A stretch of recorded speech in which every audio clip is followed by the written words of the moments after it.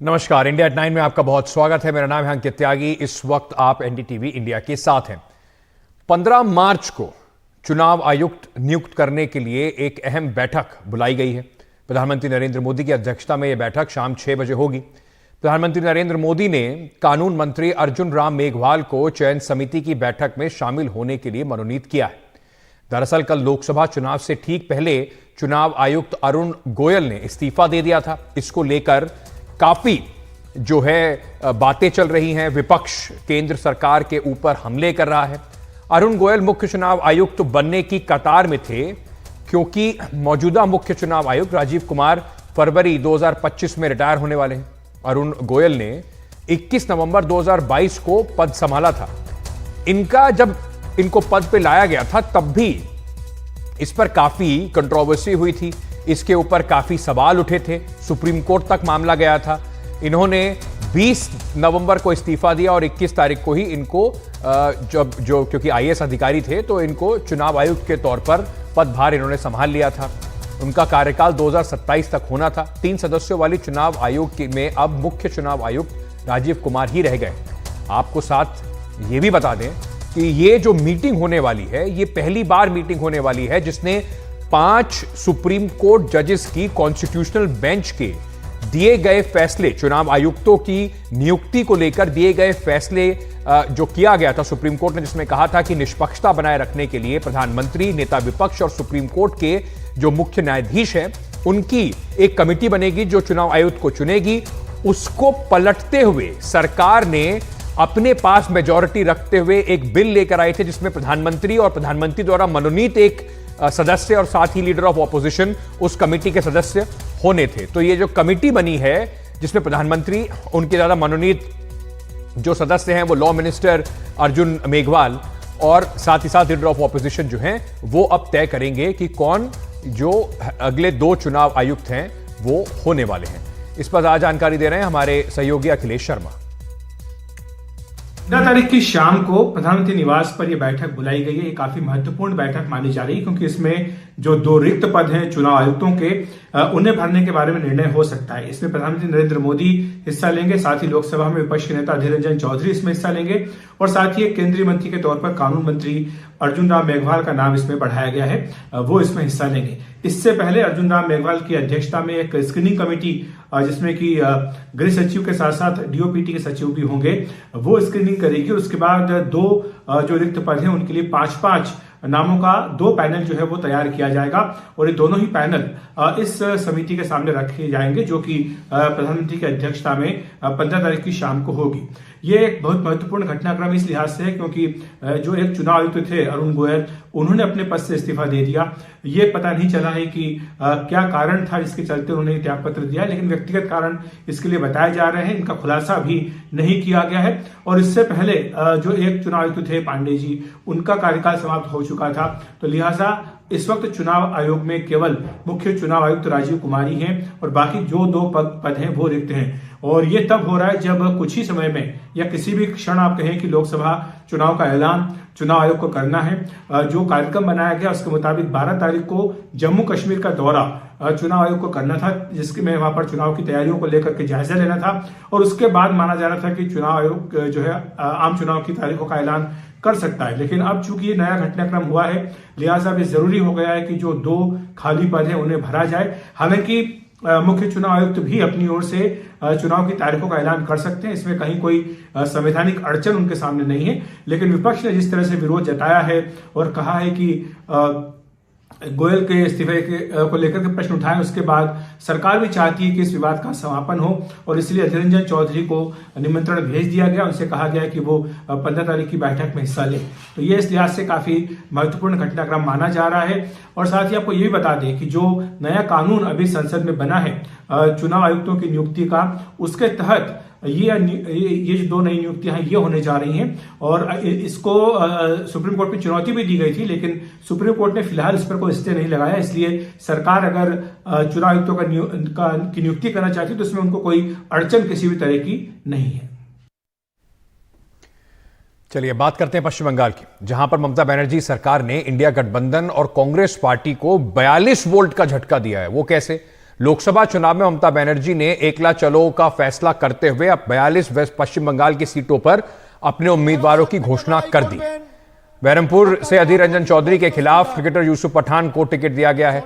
15 ऐसे सांसद हैं जिन्हें जो है इस बार हटाया गया है और उनकी जगह नए लोगों को लेकर आया गया है। कृष्णनगर से एक बार फिर से महुआ मोइत्रा को टिकट दिया गया है। पैसे लेकर सवाल पूछने के मामले में महुआ मोइत्रा की सदस्यता चली गई थी। डायमंड हार्बर से अभिषेक बनर्जी चुनाव लड़ेंगे और बर्दवान दुर्गापुर से कीर्ति आजाद को चुनाव मैदान में उतारा गया। आसनसोल से शत्रुघ्न सिन्हा को टिकट दिया गया है। बीजेपी के ने शत्रुघ्न सिन्हा के खिलाफ पवन सिंह को उतारा था, लेकिन पवन सिंह ने चुनाव लड़ने से पहले ही अपने कदम पीछे खींच लिए। बीरभूम से शताब्दी रॉय को, कोलकाता नॉर्थ से सुदीप बंदोपाध्याय को, बशीरहाट से नूरुल इस्लाम को टिकट दिया गया है। नुसरत जहान जो कि एक एक्टर थी, उनको इस बार टिकट कटा है। चलिए, तो क्या ये जो पूरा ममता बनर्जी, क्योंकि बार बार कांग्रेस पार्टी कहती आ रही थी, ममता बनर्जी कई बार बड़ा नाराज हो रही थी, कांग्रेस पार्टी बार बार ये बात कहती आ रही थी, देखिए बातचीत चल रही है। क्या ये जो अब पूरा जिस तरीके से ममता बनर्जी ने अपना अनाउंसमेंट कर दिया है, तो इंडिया गठबंधन के लिए जो उम्मीदें थी वेस्ट बंगाल में, क्या उसको मजबूती मिलेगी या उससे झटका लगा है? और इसका एक असर, एक मैसेजिंग, एक परसेप्शन इंडिया गठबंधन वर्सेस एनडीए के तौर पर कैसे बाहर जाएगा, इस पर चर्चा करने के लिए इस वक्त हमारे साथ विनोद शर्मा जी जुड़ रहे हैं, पॉलिटिकल एडिटर हैं हिंदुस्तान टाइम्स के। हमारे साथ संजय सिंह जी जुड़ रहे हैं, कंसल्टिंग एडिटर हैं आईएनएस के। आप दोनों का बहुत बहुत स्वागत, शुक्रिया। विनोद जी, ये थोड़ा कम से कम कांग्रेस की लीडरशिप के लिए, और चुनाव अब बहुत नजदीक है, परसेप्शन की लड़ाई ज्यादा बड़ी लड़ाई हो जाती है जैसे जैसे अब चुनाव नजदीक आएंगे, उसमें ये थोड़ी किरकिरी तो होगी। लगातार कांग्रेस कहती रही हम मनाने की कोशिश कर रहे हैं। ममता बनर्जी ने आज कम से कम उन्हें ये थम्स डाउन देते हुए एक नो कॉन्फिडेंस दिया कि देखिए आपके बस की नहीं है हराना बीजेपी को, हम खुद कर लेंगे पश्चिम बंगाल में जो हमें करना है। देखिए, इसमें दो राय नहीं है कि कांग्रेस के नेतृत्व ने बातचीत ना करने में या करने में कोताही बरती है, और इस तरह से अलायंसेस फॉर्म अप नहीं किए जाते कि आप घूम फिर रहे हैं और आपके लोग इंतजार करें। ये बराबर के रिश्ते होते हैं और इनको वैसे ही बनाकर चलना चाहिए, खासकर ऐसे वक्तों में जहां पर नेशनल पार्टी जब एक रीजनल मैदान पर उतरती है तो उसको सेकेंडरी रोल प्ले करना पड़ता है, जो कांग्रेस से अपेक्षा है आज के दिन वेस्ट बंगाल में। लेकिन मैं आपकी इस बात से एग्री नहीं करता अंकित कि ये इंडिया अलायंस का नुकसान है। देखिए, जैसे कि केरला में कोई भी जीते वो वोट जो है इंडिया अलायंस के पक्ष में रहेगा, लेफ्ट वाले इंडिया अलायंस का हिस्सा है। उसी तरह से ममता जी भी बार बार ये कह रही है कि मैं इंडिया अलायंस की हिस्सा हूं और मैं इनके साथ रहूंगी। लेकिन जहां तक जमीन बांटने का सवाल है, उसमें कोई भी पॉलिटिकल पार्टी जो है वो दरिया दिली नहीं दिखाती है। पॉलिटिक्स को ये जेनरोसिटी का गेम नहीं होता है, वो कंपटीशन का गेम है। और इसलिए कांग्रेस पार्टी को इस पे सोच समझ के चलना चाहिए था। लेकिन एक दूसरा तर्क भी है, और जो जस्ता है काफी हद तक, वो ये है कि जितना भी ऑपोजिशन स्पेस क्राउडेड होगा जी, उतना ही ममता जी को फायदा होगा, क्योंकि एंटी इनकम्बेंसी वोट में जितना विघटन होगा उतना ममता बनर्जी को फायदा होगा। तो देखते हैं कि कितना फायदा होता है और क्या इससे हवा बनती है या बिगड़ती है। लेकिन एक आखिरी जाते आते बात कह दूं कि जिस तरह के नुमाइंदे दिए हैं इलेक्शन लड़ने के लिए, उससे लगता है, और ये लागू होती है बीजेपी भी ये बात और कांग्रेस पे भी, कि ये जो बड़े बड़े नेता घूमते हैं, बड़ा अपना सेलिब्रिटी हुड दिखाते हैं, इनको एडिशनल सेलिब्रिटी चाहिए होता है, इनको एडिशनल सेलिब्रिटी चाहिए होता है। और इसलिए आप देख रहे हैं कि शत्रुघ्न सिन्हा भी लड़ रहे हैं और कोई तारिका भी लड़ रही हैं, एक फिल्म एंकर, टेलीविजन एंकर को भी लड़वा दिया है। तो ये ममता जी ने किया है। और उसी तरह से आप देखेंगे कि जब बीजेपी के कैंडिडेट्स आएंगे तो वहां भी आप देखेंगे कि आपको तारिकाएं नजर आएंगी और क्रिकेटर्स नजर आएंगे और बहुत से ऐसे सेलिब्रिटी नजर आएंगे। तो मतलब अकेला एक सेलिब्रिटी है। देखिए, विनिंग एट एनी कॉस्ट नहीं है ये। देखिए, जनता को, उसका मानस को हिलाने वाली बात है भाई। आप फैंटेसी क्रिएट करना चाहते हैं ना, जैसे फिल्मों में फैंटेसी क्रिएट होती है। भाई लोग फिल्म देखने क्यों जाते हैं? क्योंकि वो अपने आप को हीरो की जगह पाते हैं। तो वो बिल्कुल। जब अपने आप को हीरो की जगह पाएंगे तो वोट भी डालेंगे उसको। और ये हो हमने सकता है। देखा भी, बीजेपी जिस तरीके से चाहे सनी देओल हो जो गुरदासपुर से चुनाव जीत कर आए थे, इस बार चुनाव नहीं लड़ रहे हैं, और टीएमसी से भी दो एक्टर्स थे जिनको टिकट दिया गया, नुसरत जहां को भी दिया गया, और उसके बाद अब इस वक्त उन्हें रिपीट फिलहाल इस बार नहीं करा गया है और लोगों के संजय सिंह जी। लेकिन कुल मिलाकर ये जो एक पिच भारतीय जनता पार्टी को कम से कम ये कहने का मौका जरूर मिल रहा है, और ये तब कहने का जब अभी आंध्र प्रदेश में उनका अलायंस हुआ है, उन्होंने टीडीपी के साथ और जो जगन वहां पर जो पार्टी है उनके खिलाफ, जो जनसेना पार्टी है उसके खिलाफ मिलकर उन्होंने चुनाव लड़ने का ऐलान किया है कि एनडीए का कुनबा जो है वो बढ़ रहा है और विपक्ष का कुनबा घट रहा है। क्या ये सब बातें पश्चिम बंगाल के बाहर भी उतना असर डालेंगी, फायदा होगा बीजेपी को जो ममता बनर्जी ने आज किया है, या फिर पश्चिम बंगाल में थोड़ा और जटिल बना दिया ममता बनर्जी ने अपने हाथ में कमान लेके? ये इसके दो पहलू हैं और बड़े इंटरेस्टिंग पहलूज हैं। एक तो कोई भी गठबंधन बनता है तो दूसरे का जो सोशल कंस्टिट्यूएंट है उसको लेकर के, और जो प्रिंसिपल पार्टी है उसका वोट कितनी अट्रैक्ट करने की कैपेसिटी है, उसकी मैग्नेटिक पावर की क्षमता क्या है, उस पर वो निर्भर करता है। ममता बनर्जी ने ये कह के ये बता दिया कि कांग्रेस की हैसियत नहीं है बीजेपी को हराने में, और पहले उन्होंने कह भी दिया है कि वो इतने सीट, मतलब इस बार वो 40-50 सीट लेकर के, या जो भी संख्या उन्होंने की इतने सीट ला करके बताया। कांग्रेस अभी भी जो लड़ाई लड़ रही है, जिस तरह का ममता बनर्जी कह रही है या बाकी वो जगह हाल है, वो लगता है कि सिर्फ इसलिए कि विपक्ष का नेता का अस्तित्व इस बार मिल जाए, जीतने के लिए मुझे नहीं लगता। ममता बनर्जी ने उनके मुख्य नेता के प्रति, राहुल गांधी के प्रति एक बार नहीं बारंबार अपना विश्वास जता दिया। विनोद जी की एक लॉजिक बड़ी अच्छी कि पोस्ट पोल ये जो भी लड़ेगा, जो भी जीतेगा, फायदा इंडिया अलायंस का ही होगा, तो फिर अलायंस करना क्यों है भाई, अलग अलग ही रहो शुरू से। क्या ये बात उनके नेताओं को समझ में नहीं आ रही? या दरिया दिखा दिल्ली नहीं होती, हार्ड बार्गेन होता है, तो कांग्रेस को फिर मतलब गुजरात में सीट, हरियाणा में सीट आम आदमी पार्टी के लिए छोड़ना, या दिल्ली में आम आदमी पार्टी के लिए दिल्ली में सीट छोड़ना, मतलब ये तमाम ऐसी चीजें हैं कि एक जो फायदा है वो पोस्ट पोल अलायंस है, तो फिर ट्रिपोल अलायंस क्यों करना? अच्छा है, लेकिन इस बीच में ममता बनर्जी और उनके अलायंस पार्टनर ने जो कहा, नुकसान मतलब सीधे तौर पे, क्योंकि कांग्रेस अभी भी, बीजेपी और कांग्रेस का सीधा सीधा टक्कर 200 से ज्यादा सीटों पे है। बाकी जहां अलायंस पार्टनर्स हैं वहां पे जहां कांग्रेस को फायदा अलायंस से हो रहा है वो केरला में है आईयूएमएल, और जो तमिलनाडु में है जहां वो पुराने सहयोगी हैं। अब जहां इसके साथ और भी जुड़ता है कि राहुल गांधी की जहां यात्रा गई वहां से ज्यादातर सहयोगी चले गए, या कांग्रेस पार्टी के अंदर ही मतलब पहुंचने के पहले या जाने के पहले फूट पड़ गई। तो वो जो चीज है, ममता बनर्जी के जितने भी, ममता बनर्जी हो या उनके जितने प्रवक्ता है, वो हर बार याद दिलाते हैं कि कांग्रेस की यहाँ 0 सीट है, कांग्रेस की तो यहाँ पे वो है, मतलब 2 पार्लियामेंट्री जीते थे यूपी में, यही चीज बार बार याद दिलाया जाता है। तो इस तरह से जो याद दिलाने से वो चीजें विपक्ष में वहां जो भी सीट पड़नी है वो विधानसभा ने दिखा दिया कि जो पक्ष में है वो ममता बनर्जी की, जो विपक्ष में है सेम वो पार्लियामेंट्री इलेक्शन में मतलब यहाँ पे होगा। तो कांग्रेस की बहुत सारी जो वोट है वो ममता बनर्जी के बजाय हो सकता है कि बीजेपी को चली जाए, ये भी संभव है। हम ये मान करके क्यों चले कि सारे विनोद जी, मैं आपसे जरा अंत में ये समझना चाहता हूं कि अधीर रंजन चौधरी ने भी बयान दे दिया कि देखिए, लगता है कि ममता बनर्जी प्रधानमंत्री नरेंद्र मोदी तक संदेशा पहुंचाना चाहती हैं, हमारे साथ अलायंस नहीं करा। जब अलायंस की बात हो रही थी तो अधीर रंजन चौधरी कोई मौका नहीं छोड़ रहे थे ममता बनर्जी पे हमला करने की। तो अब क्या अधीर रंजन चौधरी के ऊपर ममता बनर्जी और टीएमसी कहती हैं वो सिर्फ अपनी सीट को लेकर परेशान हैं, उनको इससे कोई फर्क नहीं पड़ता कि पश्चिम बंगाल में इंडिया अलायंस का क्या होगा या कि कौन जीतेगा कौन हारेगा? तो क्या अधीर रंजन चौधरी ने जिस तरीके से हमेशा बड़बोलापन दिखाया उसका नतीजा भुगतना पड़ रहा है पश्चिम बंगाल में? इस तर्क में वजन है। अधीर रंजन चौधरी एक सब प्लॉट है एक बड़े स्क्रिप्ट में, और वो बड़ी कहानी बन के घूम रहा है। इससे बड़ा तो कोई, मैं समझता हूं, आयरनी हो नहीं सकती। लेकिन एक बात आपको बताना चाहता हूं, लोग ज्यादातर इसकी तरफ इशारा नहीं करते हैं।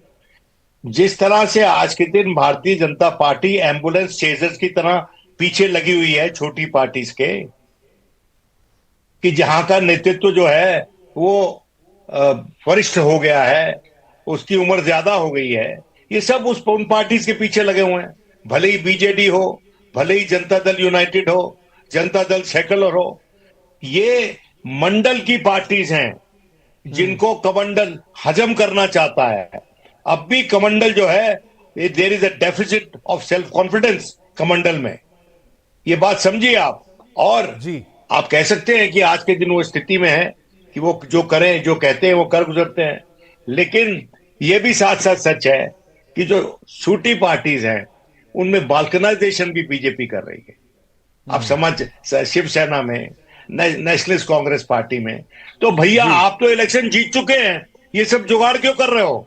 भाई आप तो कह चुके हो ना 10 बार कि इलेक्शन तो आप जीत गए हो, आपकी जेब में है। तो ये सब पाखंड क्या है? ये सब क्यों कर रहे हो? हमारी पॉलिटी को इतना विघटित क्यों कर रहे हो? इस देश चलिए के लिए कोई आपके मन में कुछ है कि नहीं?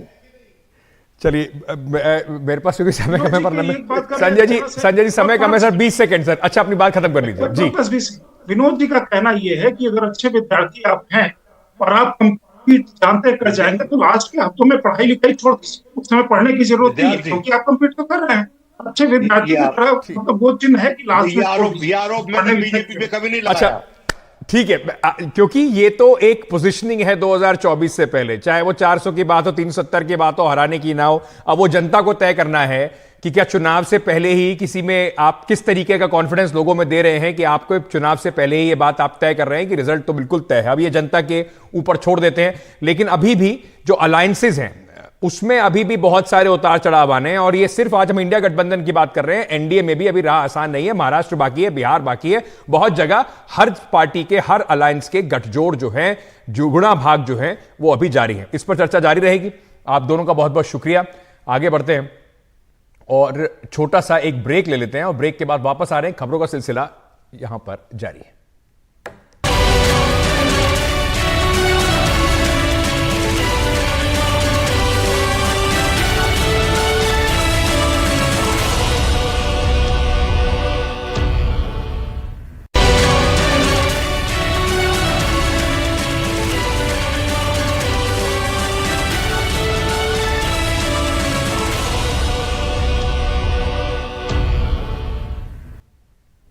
प्रधानमंत्री नरेंद्र मोदी ने आज आजमगढ़ से 15 नए एयरपोर्ट का लोकार्पण किया। इस दौरान प्रधानमंत्री नरेंद्र मोदी ने कहा कि मैं दूसरी मिट्टी का बना हुआ हूं। पहले चुनावी मौसम में नेता पत्थर लगा देते थे, फिर पत्थर भी गायब हो जाता था। मैं तेज दौड़ रहा हूं। जनमानस की आकांक्षाओं और सपने को उड़ान के लिए एक नया आकाश। आपका ये प्यार और आजमगढ़ का ये विकास जातिवाद, परिवारवाद और वोट बैंक के भरोसे बैठे इंडी गठबंधन की नींद उड़ा रहा है।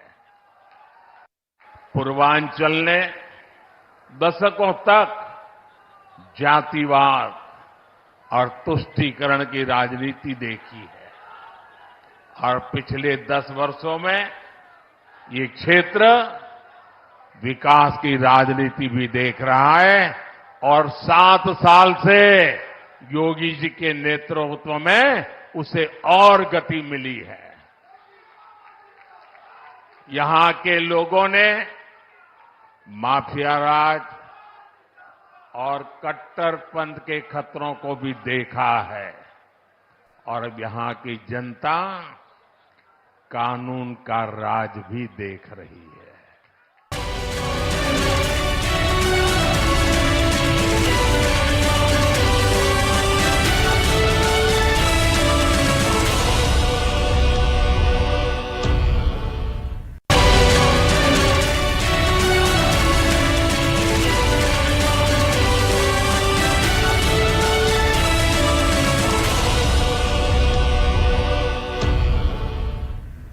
लखनऊ के अकबर नगर इलाके में आज अवैध इमारत को तोड़े जाने को लेकर पुलिस और स्थानीय लोगों के बीच में झड़प हो गई।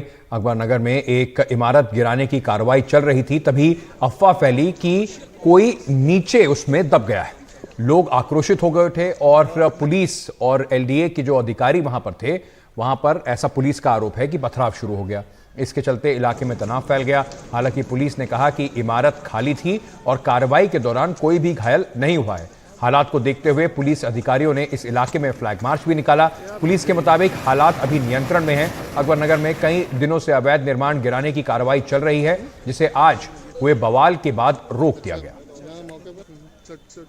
आज भी जो ध्वस्तीकरण की कार्रवाई चल रही थी उस दौरान एक जो बिल्डिंग है उसका स्लैब साइड वाली झोपड़ी के ऊपर टकराया है, जिसकी वजह से लोगों ने कुछ अफवाह फैलाई, पथराव हुआ। उसके बाद तत्काल पुलिस मौके पर पहुंच करके शांति व्यवस्था कायम करी गई है। अब सामान्य है पूरी तरीके से स्थिति और ट्रैफिक भी यहाँ पर खोल दिया गया है। एरिया डोमिनेशन की कार्रवाई की जा रही है और अब आगे जो है कोई और अपडेट अगर हमें मिलता है तो आपको दिया जाएगा। कोई घायल तो नहीं हुआ पुलिस तरफ? नहीं, बिल्कुल भी कोई घायल नहीं हुआ है। अभी इस तरीके की कोई सूचना हमारे पास नहीं है। मकान थे उनका डिमोलिशन चल रहा था और 2 का सक्सेल कर लिया गया था, तीसरे का भी डिमोलिशन हो गया था। उसमें कुछ लोगों ने अफवाह फैलाई जिनका डिमोलिशन किया जा रहा था, उन्होंने प्रोवोकेशन उनकी तरफ से कुछ अफवाह या प्रोवोकेशन हुआ तो कुछ पत्थरबाजी हुई, समझाया गया लोगों को और उनको गलियों में भेजा गया, वापस घरों में भेजा गया और वर्तमान में शांति है। कुछ लोग ये कंप्लेन कर रहे थे कि उनका मलबा जिसकी बिल्डिंग गिरी उसके घर में कुछ पार्टली क्षतिग्रस्त हुआ, उन्हें प्रधानमंत्री आवास योजना में तत्काल मकान अलॉट कर दिए 7 लोगों को और वो कल वहाँ जाएंगे, उनको जाने की व्यवस्था कर दी गई।